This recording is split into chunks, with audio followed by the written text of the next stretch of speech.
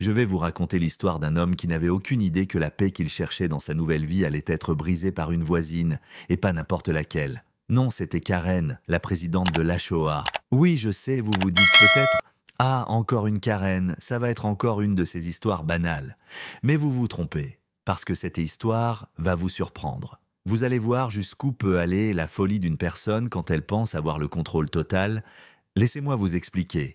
Tout a commencé quand j'ai acheté cette petite cabane au bord d'un lac. Après un divorce compliqué qui m'a coûté une fortune, j'avais juste besoin d'un peu de tranquillité. Un endroit où je pourrais attraper quelques poissons, siroter une bière en regardant l'eau. Vous voyez le genre, juste un havre de paix. Alors, je me suis mis à construire un petit quai. Rien de trop extravagant, un quai en bois simple, juste assez pour me permettre de poser mon siège et profiter de la vue. Je voulais quelque chose de durable, de respectueux de l'environnement et surtout quelque chose de parfaitement légal. Et je vous le promets, j'ai tout vérifié. Je n'ai pas voulu commettre d'erreur. J'ai passé 3 semaines à étudier toutes les règles, à me renseigner sur les permis, les réglementations environnementales. Tout était parfait. Je n'ai rien laissé au hasard. Pas question de me retrouver dans une situation où quelqu'un pourrait me dire que j'ai fait quelque chose de mal. Je suis ce genre de personne. Si je dois monter un meuble Ikea, je le fais avec le manuel 2 fois. Donc, un quai, facile. Mais c'était sans compter sur Karen.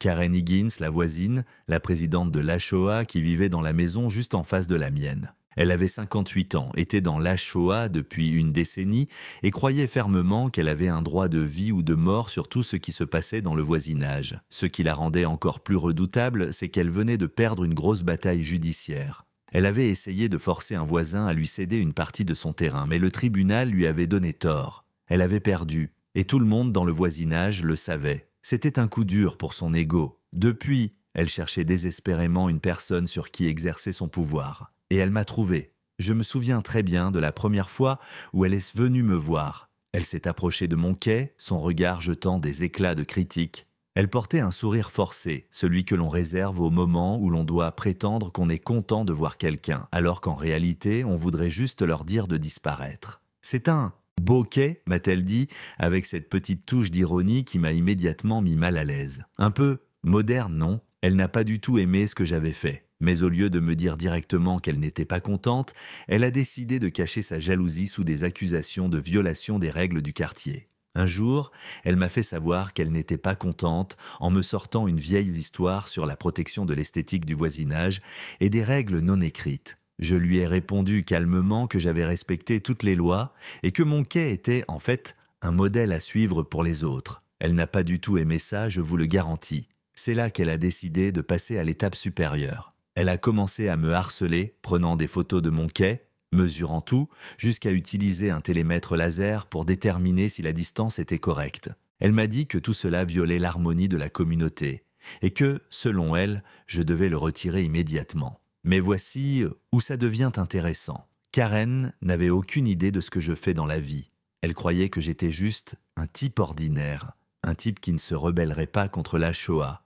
Mais elle se trompait lourdement. Et elle allait bientôt découvrir que j'étais bien plus qu'un simple citoyen. Je ne suis pas n'importe qui dans cette ville. Je travaille pour l'État et mon rôle consiste à gérer, devinez quoi, les permis de pêche. Je suis en fait celui qui écrit les règles sur la construction de structures comme des quais. J'avais toutes les cartes en main. Et c'est à ce moment précis que Karen a fait l'erreur fatale. Elle pensait que j'étais un simple fonctionnaire. Elle pensait que j'étais vulnérable, un homme sans défense contre son pouvoir et son influence. Elle avait tort. Je vais m'arrêter là pour l'instant, mais laissez-moi vous dire que ce qui est arrivé ensuite allait tout bouleverser. Et là, Karen n'a pas hésité à franchir la ligne. Après m'avoir menacé plusieurs fois, elle a finalement fait appel à la police. Oui, vous avez bien entendu. Elle a appelé le 911, accusant mon quai d'être illégal et menaçant la sécurité de la communauté. Elle croyait que j'allais me laisser faire, me soumettre à ses caprices, mais elle ne savait pas à qui elle avait affaire. Je n'étais pas un simple voisin en train de se battre pour ses droits. Non, c'était une guerre bien plus grande que ça. Lorsque la police est arrivée, Karen était toute fière d'avoir appelé l'autorité pour me faire tomber. Elle était prête à me voir embarquer, une victoire en poche, mais tout ce qu'elle a récolté, c'est un coup de tonnerre de réalisation.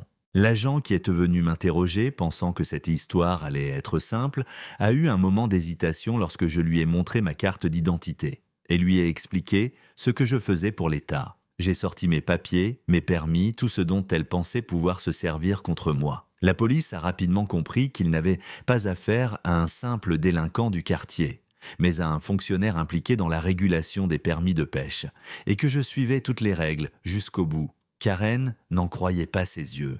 Elle pensait que l'on allait juste me demander de retirer le quai. Mais au lieu de ça, elle s'est retrouvée face à une réponse professionnelle et légale qu'elle ne pouvait pas contester. Et c'est là que la vraie tournure de l'histoire a commencé. C'était comme si, tout d'un coup, la salle était figée. L'agent de police a pris un moment pour digérer l'information, puis il a adressé un regard plein de perplexité à Karen.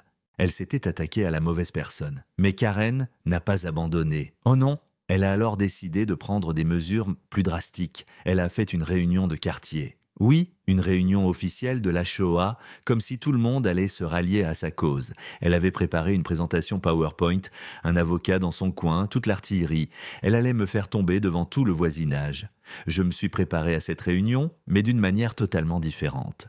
Karen s'attendait à me voir arriver avec des papiers, à essayer de me défendre avec des excuses. Mais j'ai fait le contraire. Je suis arrivé en toute simplicité, sans aucune prétention. J'avais juste une simple chemise et une petite pochette en papier. C'était un contraste total avec la préparation minutieuse de Karen. La réunion a commencé et comme prévu, elle a déballé son PowerPoint.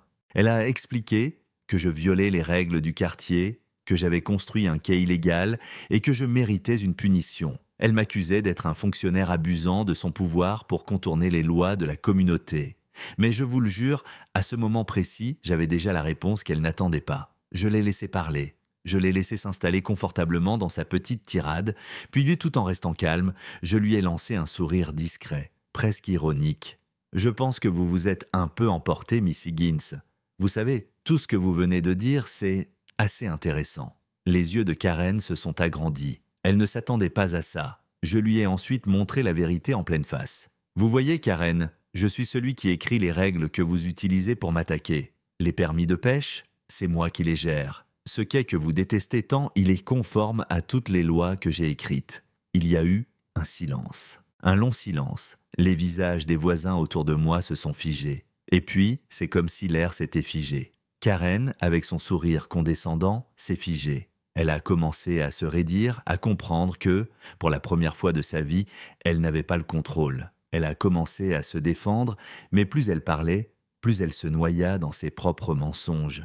Elle a essayé de dire que j'avais fait tout ça pour dominer la communauté, pour défier l'autorité. Mais il était trop tard. J'avais les preuves et tous les documents nécessaires. Mon quai était exactement ce qu'il fallait, un modèle à suivre. Pendant ce temps, l'avocat qu'elle avait embauché commençait à regarder la situation, visiblement mal à l'aise.